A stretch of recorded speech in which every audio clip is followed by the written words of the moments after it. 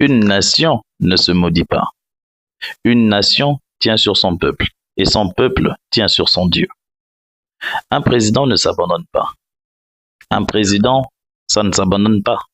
Un président, ça s'accompagne. De la même manière qu'un peuple a besoin d'un leader, le leader a besoin de son peuple. Le berger a besoin de son troupeau, sinon il n'est pas berger. Il est très important qu'on arrête avec des paroles telles que « Vous allez voir ça pendant 7 ans. 7 ans, c'est beaucoup. Le 12, c'est le 12. On vous avait déjà averti, on vous avait prévenu, etc. » On aurait dit que vous souhaitez déjà le malheur sur le pays.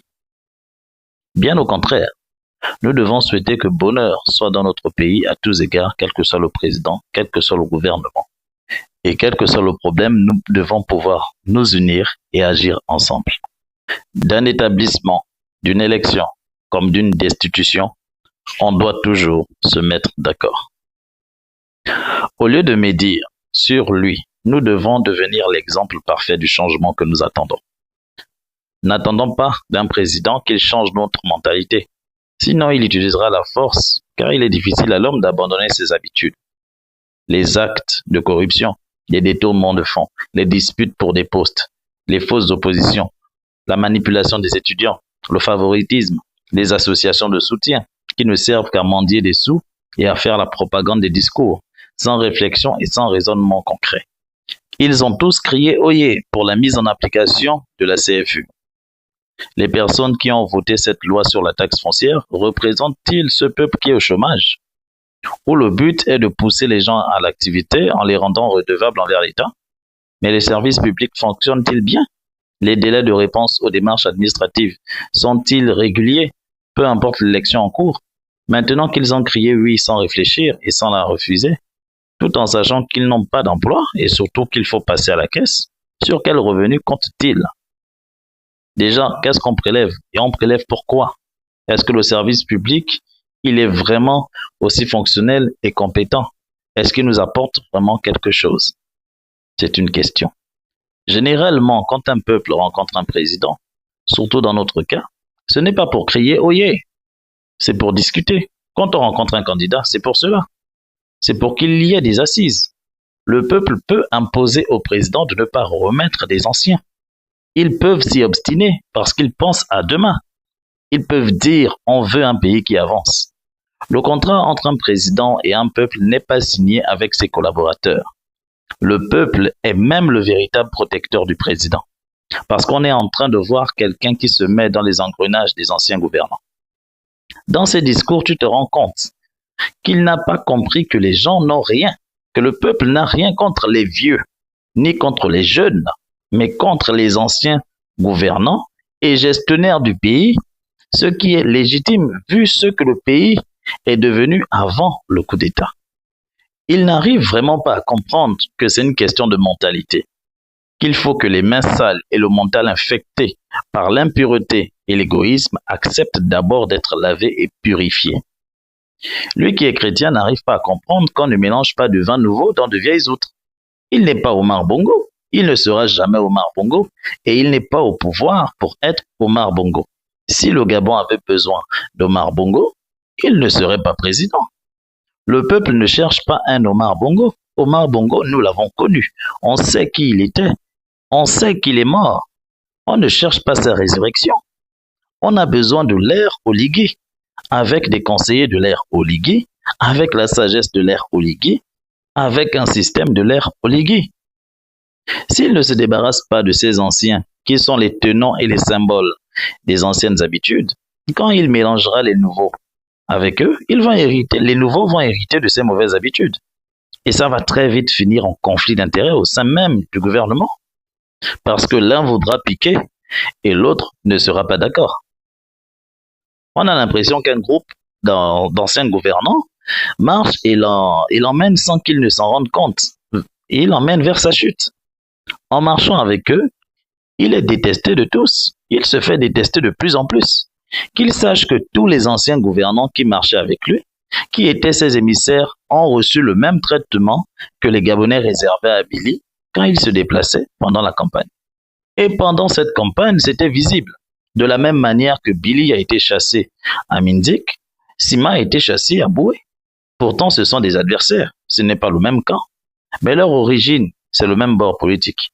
Le désordre au Gabon n'a pas commencé avec Billy, Premier ministre. Ça a commencé en 2009 et Sima aussi a été Premier ministre. Est-ce que le Gabon s'améliorait à son époque? Non. C'est pour cela que nous considérons qu'ils sont les mêmes. Au même titre aussi que tous les autres qui étaient avec eux.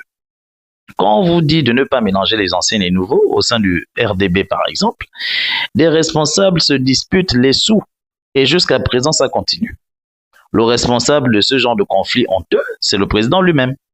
Il doit trancher puisqu'il a fait une erreur de choix. Le fait de les mélanger, c'est une grave erreur.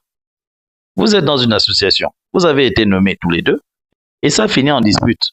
Le coordinateur et la trésorière se disputent pour une affaire d'argent et de matériel, jusqu'à utiliser des outils administratifs. La honte. C'est la honte, ça. Si tu mets du vin nouveau dans de vieilles outres, les outres se rompent, le vin se disperse et tout est perdu. Le tout est perdu. Quant au peuple, la meilleure offensive face à ce que nous voyons, ce ne sont pas les manifestations politiques et les mouvements d'humeur. Non, la famille, ça c'est juste pour semer le trouble.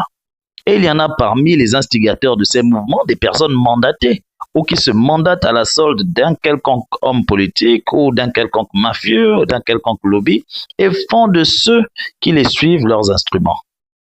On ne peut pas réclamer des salles de classe en brûlant des laboratoires. On ne peut pas réclamer des bourses en allant voler dans des magasins. On ne peut pas exprimer son désaccord en détruisant son propre patrimoine. C'est comme si tu réclamais un développement en le rendant plus difficile. C'est pas possible. Ces initiatives sont un frein pour le développement de notre pays. C'est comme si on devenait saboteur de nos édifices, de nos projets, de nos objectifs. La meilleure offensive, ce n'est pas non plus faire des associations de soutien aux actions du président de la République. Et ce n'est pas le kounabélisme la solution. N'oublions pas que le kounabélisme est un problème pour le pays. Kounabéli est un groupe d'animation qui chante des louanges pour notamment la province et qui chantait à l'époque pour le président Omar Bongo. Donc, quand certains se lèvent le matin pour être kounabélistes, le jour où ça ne marchera pas, ils vont devenir opposants.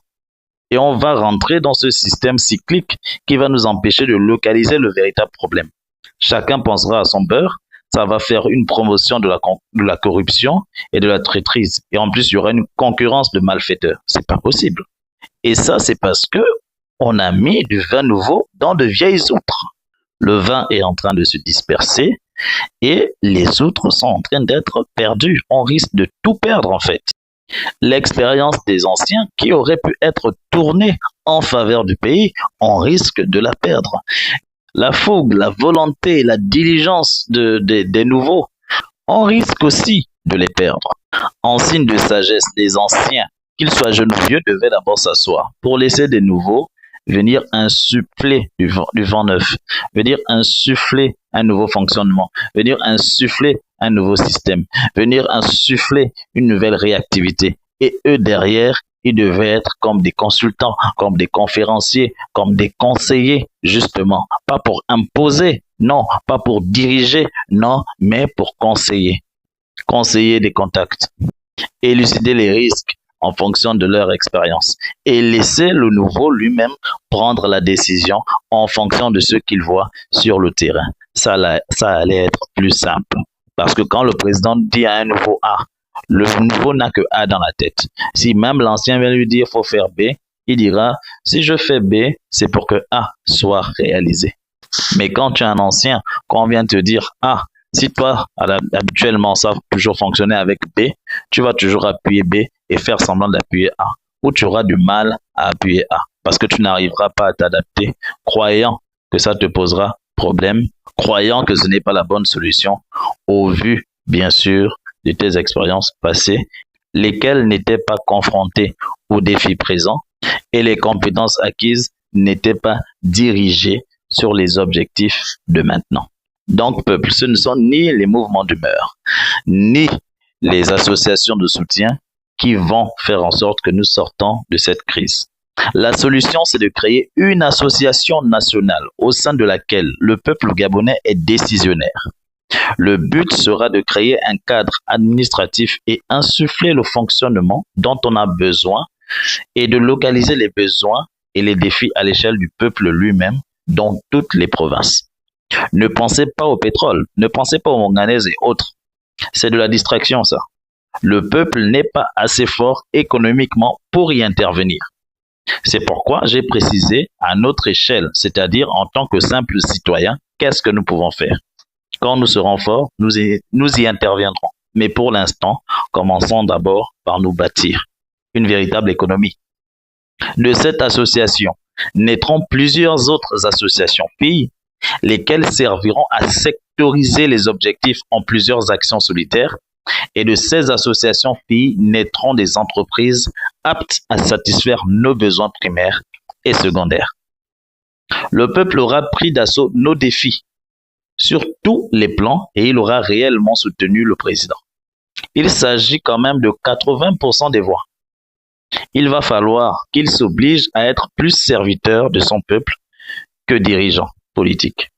C'est le seul accompagnement que nous pouvons lui apporter, car c'est le seul qui nous met en exergue et qui va le pousser à réfléchir tout le temps pour le peuple et non pour lui-même.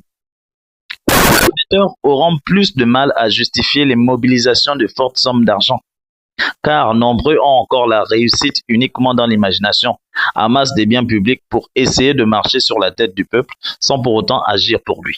Trop de mauvaises ambitions et trop d'égoïsme dans le mental. Nous sommes en train d'aller aux élections législatives.